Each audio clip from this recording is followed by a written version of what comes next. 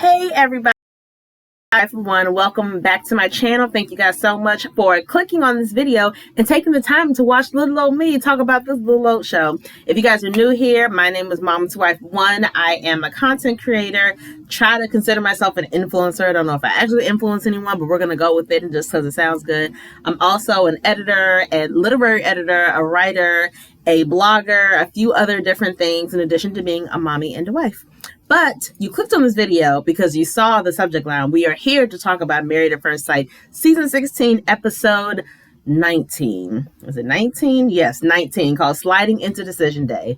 You guys, we are 1 week away from Decision Day. Unless they throw another loophole in there like, oh, let's just do a recap real quick. No, we don't need to do that. No. So Decision Day is next week. I know we're all excited because we all been waiting almost 5 motherfucking months for the season to be over. So before I even get to the couples, can we discuss, if you guys saw the episode last night, before I even get into anything, like this video, share this video, subscribe to my channel, click the notification bell that's on one of these sides, and make sure you comment below because I love talking to you guys about this crazy show. But let's get into something that's not even related to like the individual couples. Let's talk about how this is the first season that I've watched where there was a clear setup from production and from the show to add a level of possible drama, I guess. All the couples at the end of the episode, this is like their last night before Decision Day. So all the guys go out, all the girls go out just to kind of have some last minute check-ins. How do you feel? Where's your mind leading you? What needs to change? What needs to stay the same? You know, blah, blah, blah, blah, blah. So the girls are hanging out in a nice little lounge. And mind you, when they show the girls initially, they're at the bar about to get a drink. This is before Jasmine comes. And it looks like there's nobody in this place. I don't know if it's because they're early, because production like bought the place out. I don't quite know. But it looks like no one else is there. They're just there at the bar. Then it shows all 4 of the girls sitting down, chit-chatting, having drinks, chilling. Then they get up and they start doing a little line dance. And they're just having a good time, just the girls. Then the camera spans to a table full of men. Full of black men. Some of them mighty tasty looking, I will say. I was like, I'm married. Not that it matters to me, but I was like, okay, he's nice looking. I see what they're doing. Just a table full of men just hanging out. But then all of these men, let's say there were at least like 6 of them. So all 6 or 7 of these men get up and go to all of the women and just engage in conversation. Oh, how y'all doing? Oh, what we celebrate? Now I will say, at places like that, where I guess it was technically a club, but it didn't look really clubby to me, that doesn't typically happen. Now, for someone who has not really gone clubbing in a long time, normally when there's a group of women and the guys see the women or whatever, there's normally one guy that will see the woman that he wants or likes. He will walk up to that group and he will talk to that one woman.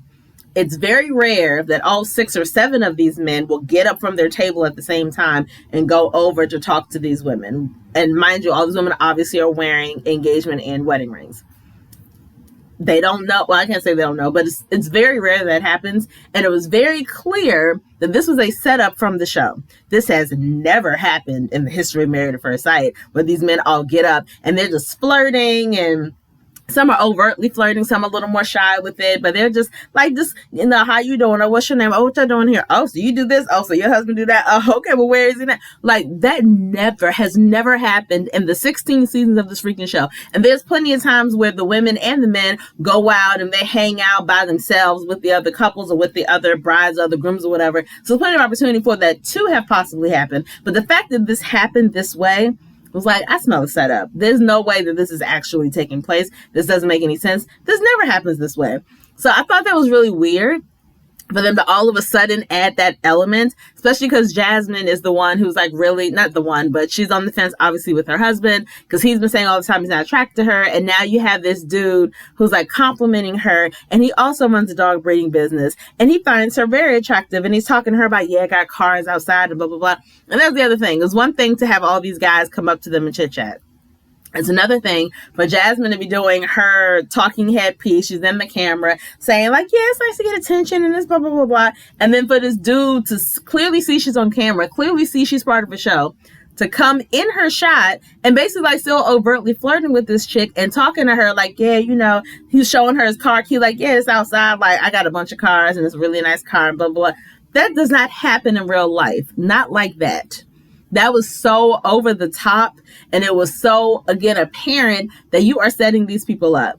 And I don't know why they decided to do that this season. I thought that was really weird. There was nothing subtle about it whatsoever. It was a very strange element to a season that was already lasting way too freaking long. So I don't really get it. And let me know in the comments below if you like knew that was a setup as well, because it definitely was like, what? What's going on? Who are you talking to?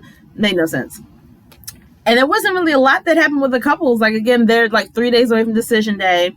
So they're talking to each other. They're kind of having their last date, their last adventure with each other. Kirsten and Shaq, they both love music. They did go to this woman who's a singer-songwriter, and they talked to the woman about their journey thus far. And I did put in caps all 8 weeks of it. And they had this woman write a song about what they've experienced.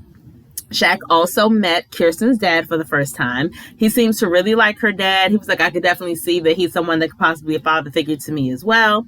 So he liked her dad, but again, he's never satisfied. So it wasn't enough to be like, oh yeah, I finally met her dad and she's great. It was like, yeah, I met her dad, but it's like, why did it take so long? And like, why this and why that? Like, I don't, and it's like, you're never happy. You're never happy and you're never satisfied. And one thing Kirsten said to him, which I agree with, and I think for the entirety of all of the episodes, all the seasons of this show, I think it is important to remember when it comes to decision day, do not base your decision off of the last couple of days or the last couple of weeks. You are supposed to look at it in its entirety. Look at the good times and the bad times and figure out the bad times. Are there things that you feel are going to change, things that you feel are going to improve? If not, then of course, maybe you should decide to walk away. But you should look at everything, not just, oh, I don't like this about her, or I don't like this about him. So she kind of kept telling him that I hope that you'll hear what I'm saying, believe what I'm telling you, and understand that just because something doesn't look the way you want it to look, doesn't mean that it's not happening. And mainly because of the support thing. He keeps talking about how he doesn't feel he's really supported, and that's like the main thing that he's not getting from her. And she's telling him, like, I'm telling you all the time that I got your back and that I'm there for you, and in my way I'm showing you that I'm supportive, but I hope that you don't focus on the fact that it's not the exact way you want it, and you'll give me credit for the way that I have been doing it, which I do think is very valid, completely valid. I don't know if he's buying it necessarily, but it's like, I don't know. We'll see. And yeah, he said he doesn't feel secure in the marriage. And I mean, that's pretty much it. Like, they didn't really talk about much. They did get visited about Dr. Pepper and Pastor Cal. And it was funny because Pastor Cal made a comment. He was like, after they were talking about how they've improved, he's like, Dr. Pepper and I, we've been doing this for a while. And basically saying that we've been doing this for a while, so we know when a couple has what it takes to be a power couple. And yes, I do believe that they know what they're doing, but I can't take much stock in you saying we've been doing this for a while when the track record of the show is not that great. As much as I love this show, as much as I love Dr. Pepper and Pastor Cal, and as much as I love Dr. Viviana, it's like the track record doesn't speak for itself in this particular situation. Like, there's way more divorces than there are marriages. I think somebody did the math before. I think it's maybe between 25 and 30% of the couples are married. And even some of those have been cracking recently. And it's like, that's not a great track record for however many couples. Because the show started, the first couple seasons, I think, was just 3 couples. And then graduated to 4. And now you have 5. So we're talking hundreds of couples, I'm sure, at this point.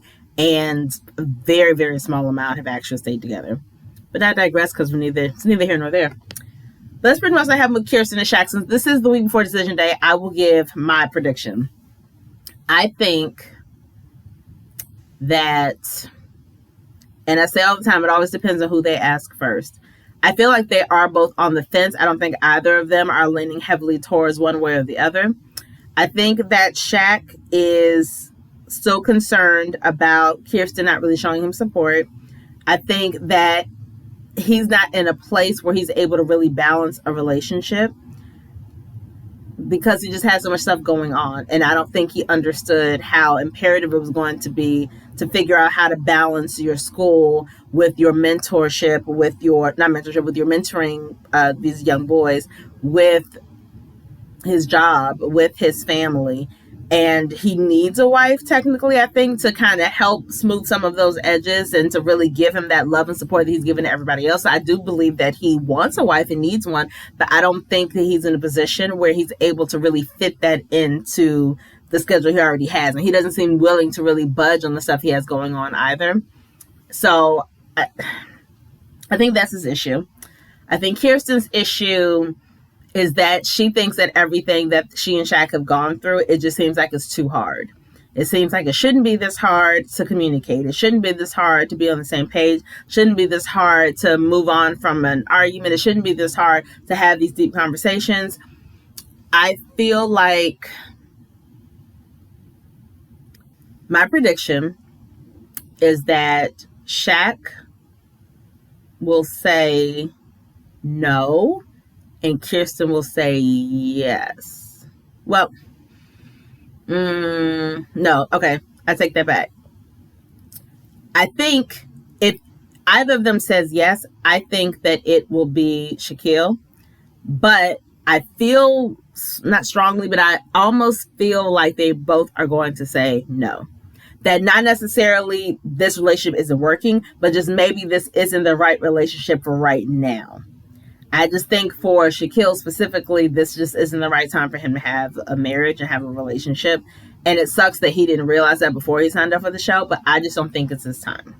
So I think they'll either both say no, or Shaquille will say yes and Kirsten will say no. So that's going to be my prediction for them. So we'll see what happens next week. But right now, I should write this stuff down because I know that I will forget who I said was going to do what. Okay, so Shaquille and Kirsten, either no and no, or Shaquille will say yes.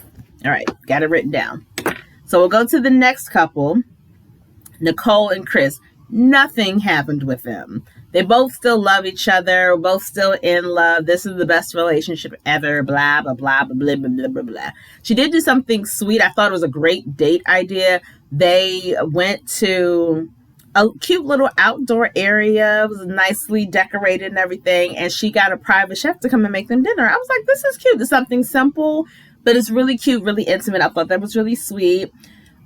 He wants their communication to remain consistent, and she doesn't want them to lean too much on comfortability, which I understood what she was saying. She's basically saying that everything is going so well. I don't want us to focus so much on things going well that we fall into the friend zone accidentally. Like, I want us to still try and still challenge each other and still, do all of that stuff that married people should do, basically. And he wants, there's still an issue of where we're going to live after decision day. He wants to focus on decision day because that's coming up like right away. And then after decision day, we can focus on where we're living. Or she's like, I want to plan now. But I guess I kind of understand what he's saying, but I'm definitely more of a Nicole when it comes to planning and knowing what the heck is going on. I need to know what my next moves are. I don't want to wait till decision day, because if we do say yes, now we're scrambling trying to figure out what the heck we're going to do. And I don't want us to live apart. So we should at least have some options and then, do something after decision day. But I understand, I guess. I feel like it's a no-brainer. They're both going to say yes. This is the best and healthiest relationship Nicole's ever been in. Chris is finding a relationship where, yes, he used to be the good guy, but this person is very considerate of his feelings as well. Nicole has said multiple times, like, I'm so glad that you want me to be happy, but I never want your desire for me to be happy to outweigh your desire to make yourself happy. I never want you to put me before yourself, because that is not healthy. And I know you wouldn't want me to do that, and I don't want you to do that. So I think it's a no-brainer. They're obviously both going to say yes. I don't even need to write that down. Nicole and Chris for the win. Jasmine and Eris. Now, they are an interesting story. So basically for this episode, first he went to a boxing, he was with a trainer. So it was like a boxing, it's not called a school, but just a boxing ring with McKinley. I don't understand why they keep bringing McKinley back. Like, you and our girl got a divorce in like the 4th or 5th week. Why are we still seeing you? Especially because we ain't even seen Dominique at all. So I don't know why McKinley keeps popping over the picture. I think that's kind of weird and strange. I do think it's also weird that he keeps saying like, oh, well, I slid into Gina's DMs because I was trying to holler at her girl. But Gina's a beautiful girl, and if she and Clint don't work out, like, I might try to holler. Like, I think I would maybe shoot my shot. No, you wouldn't actually. And I put that, like, that doesn't go against the bro code. Like, I thought that was a no-go, but what the freak do I know? Thought that was strange. But I also love that when Eric sat down with him, Eric's like, yeah, man, so what's going on? Because, I be hearing some things and I just want to hear from you what's going on. I love some good gossip. And I was like, finally, a man that admits he loves good gossip. Because most men think that women are the only ones who gossip, but we all know that men gossip way more than women do. But I love the fact that it was finally a man who admitted it. It's like, thank you for being just eager to hear the tea because, tea is interesting, especially when it ain't happening to you. It's very entertaining. So I thought that was cute. And the experts visited them to basically make sure they don't have basically they're able to address any outstanding issues. And okay, that's great that you came to visit, but there are 3 days left to decision day. So what do you possibly think that we're going to get accomplished in 3 days? I thought that was a waste of time for them to come at this late date. Like, really? We literally have 72 hours. So whatever you tell us, you really think that's going to make such a big dent that in 72 hours we're going to be straight? We're not. That's just kind of strange, I think. Eric said that they've made progress, and he says that they haven't reverted backwards, not reverted to where they were before. Pastor Cal also asked them to think about how they've impacted or affected each other, which I thought was a really interesting question. And Eric said that too. He was like, yeah, like that's a form of intimacy. Like they really helped me to reevaluate and redefine what intimacy is. And how I've just been looking at it as just sex, but there have been so many ways that Jazz and I have been intimate, and it's been really good. I've enjoyed it, and it was great to think about how she's impacted me because it's something I never thought about before. And I liked that they had that conversation, and they also had them turn and look at each other and say like what they like about each other, admire about each other, whatever. And in doing that, he had his arm around her waist. She was holding on to his other arm. So they were physically touching each other as well, which is good, and it seems natural, but there's still no kissing. Still none. Like we're giving each other hugs when we come into the room or when we leave. That's great. You're greeting each other, but there's no kiss. There's no tongue. And not saying you got to tongue each other down for my benefit, but even just a kiss. Like my husband and I, every time he comes home, every time I come home or I leave, he leaves, whatever, we always kiss each other. Like it doesn't matter who's around. It doesn't matter if the kids, if it's just us. Always without fail. And not everyone does that, not every couple does that, but for Jasmine and Aries, they need that because they're not doing nothing else. So the fact that they're still not kissing, whenever I do see any kind of progress, it's like there's still no kiss though. So it's like I can't even get that excited. And what I love is that she is not getting too excited either. She's like, okay, I hear what he's saying. When they did the pole dancing class, she was telling the girls about the pole dancing class. So like when we did that, he called me sexy. He threw money at me. And it's like, okay, that's really nice, but those are just words. Like I still don't have any action. And a lot of things need to change or need to happen before, I'm comfortable saying, yeah, we're going to be great and the marriage is going to be amazing. And he keeps hinting, she said to the girls, he's hinting that things will change after decision day.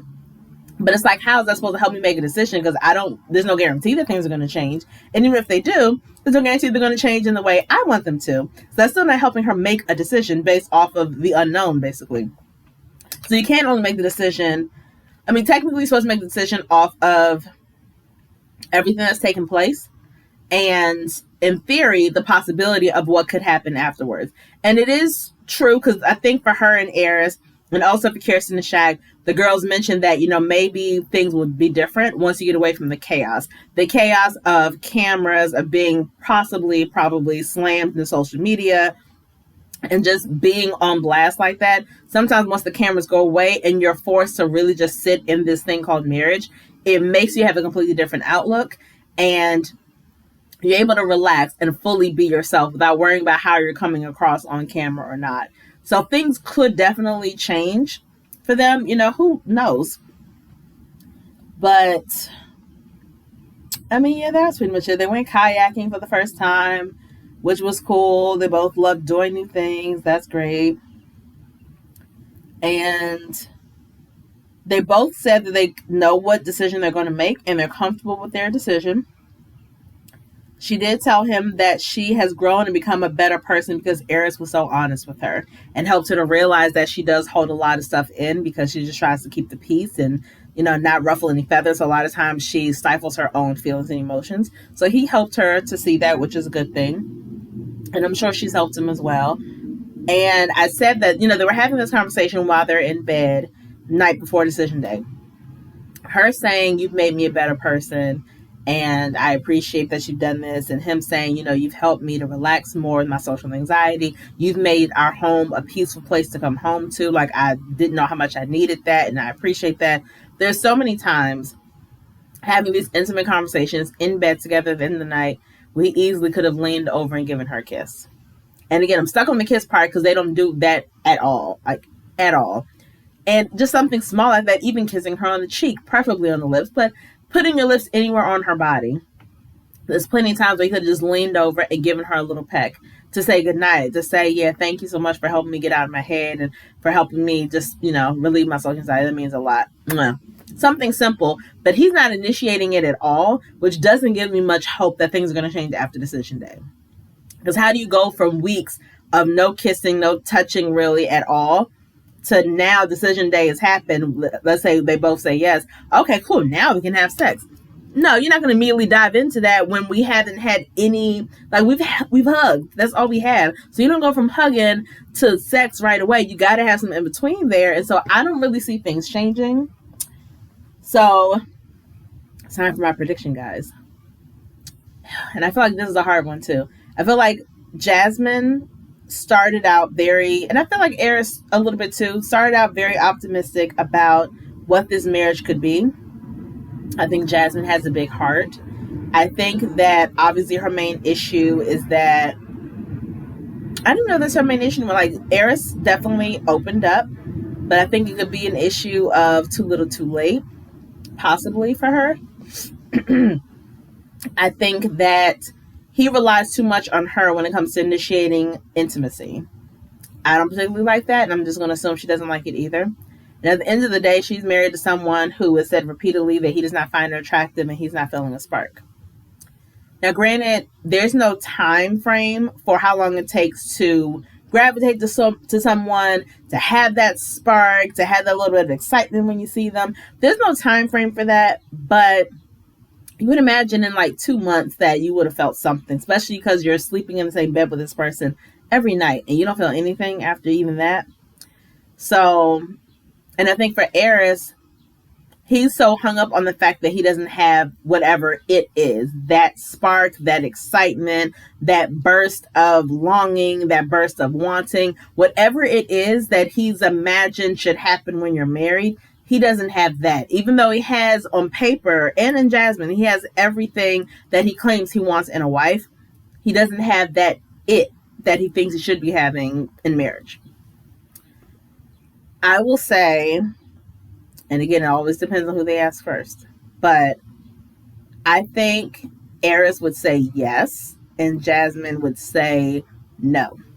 I think that Jasmine has grown a lot in her confidence in herself. I feel like her confidence was never really an issue, but I feel like she's grown when it comes to not putting herself second, not putting her feelings, her wants, and her desires on the back burner anymore, but understanding, hey, I am worthy of these things. I'm worthy of being loved. I'm worthy of being cherished. I'm worthy of being with someone who actually wants to be with me and who finds me attractive and all of that stuff.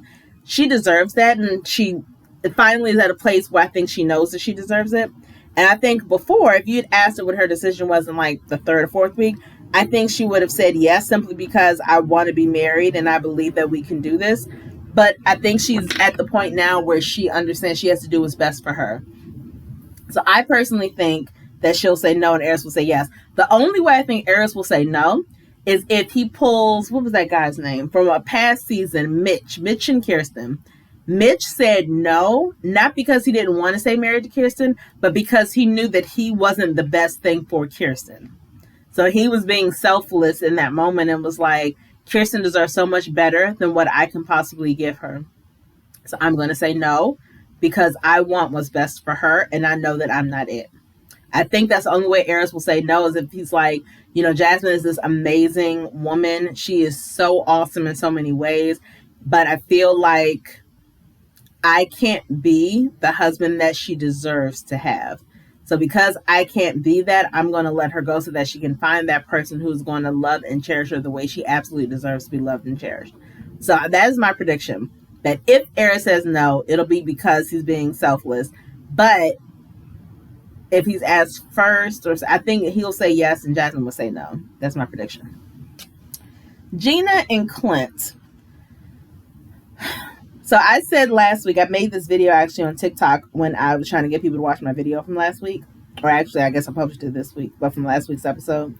And I basically said that Gina is a villain because she basically caught Clint off guard and talked about all this stuff that he is and that he's not in front of the experts, and none of the stuff she expressed to him. So he kind of brought it back to her and was like, hey, so, you said these things and it kind of threw me off guard. Like, what did you mean by that? And he said to someone that he feels like his character was attacked, and he brought it up to her. She's like, oh, well, I didn't mean to hurt your feelings, but I mean, your behavior is bizarre and this is a little strange. And it was just a half-hearted apology. It wasn't a real apology at all.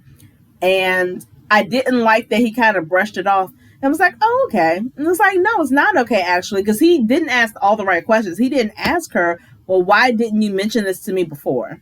If you have felt all this time like I'm not treating you like a wife, why haven't you mentioned that at all before? You never gave me any indication that you wanted me to treat you any differently, which gives me the impression, this is what Clint should have said, it gives me the impression that you have no intention of staying a wife, because if you were, then you would have told me how to treat you, so that way you would be enticed to stay. But the fact that you didn't mention it to me means you've already, in your mind, decided that I failed as a husband and you no longer want this.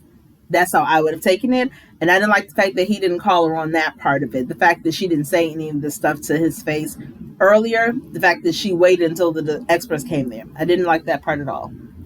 And they went horseback riding, and she talked about how he still has some maturing to do and blah, blah, blah. She has never once said what she needs to improve upon. I don't know if she doesn't think there's anything for her to improve upon. I don't know if Clint has impacted her in any way at all. But I'd also put that I think this experience has shown Gina what she wants in a marriage, and it is not Clint. Really didn't have a lot of notes on them, but that's pretty much what I saw. I don't think Gina is a bad person, but I do think that it's telling that she's constantly saying, I haven't been treated like a wife, but we have not seen you do anything to treat Clint like a husband. We also have never seen you ask him, how do you want to be treated as a husband? How do you want me to talk to you? How do you want me to react to you? What do you think a husband should do? How do you think a husband should act to behave or be treated in the household? You never had any of those conversations with him because you never had any intention of staying his wife. And that's definitely my opinion. And I've said this for the past couple weeks now, Clint has been trying a lot harder than Gina has. I think that he was hopeful for a long time, but I feel like that last conversation with the experts kind of cemented it for him that, no, this actually isn't going to happen. Gina's a great person, but she's not the right person for me. And I'm not the right person for her. She can't get past the whole attraction thing. I definitely don't think it's his personality. And, it's crass and it's bizarre and it's just weird. It's like, no, Clint is funny. He cooks all the time.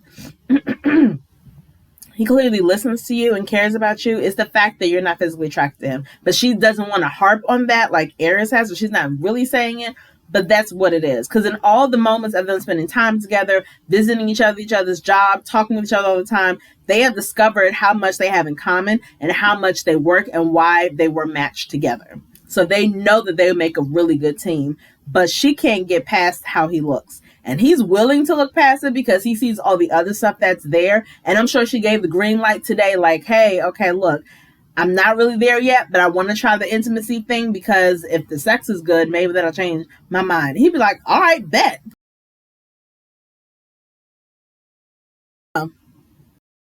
She tried it all. So for decision day, they're a little bit easier. I feel like they're both going to say no. I feel like Clint, as bad as he wants to be married, he definitely understands his self-worth as well. And I don't think it'll be a selfless thing like, oh, well, Gina deserves better. It's going to be, no. I'm actually a great guy. So it's not that Gina deserves better. It's that we both deserve better. I deserve someone who finds me attractive and who's going to appreciate me and who's going to actually talk to me and give me the space to get better and improve. She deserves someone that she's attracted to. and someone that's gonna, maybe challenge her in ways that maybe I'm not able to challenge her. So I think that Clint will say no for those reasons, and Gina will make up some other reason why she's gonna say no. She's not gonna mention the attraction. If she does, it's gonna be like, oh well, the attraction is just like, oh, it's not there, but it's whatever. I think that's the main thing that would be driving her. So to recap, we got 4 remaining couples. One couple already divorced, McKinley and Dominique. I said for Shaq and Kirsten that Shaq, either both will say no, or Shaq will say yes and Kirsten will say no. For Eris and Jasmine, I think Eris will say yes and Jasmine will say no. For Jane and Clint, I think they both are going to say no. And then for Nicole and Chris, obviously they're both going to say yes. So those are my predictions. It's not looking very good for these couples. We'll see next week, obviously, what happens. And next week will be my last recap and review of Married at First Sight, at least for this season.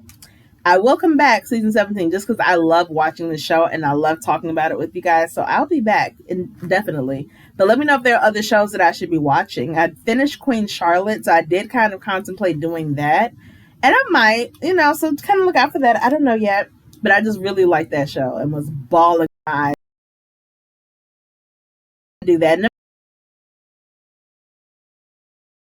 Guys, for episode 19. Like I said, we're 1 week away from decision day.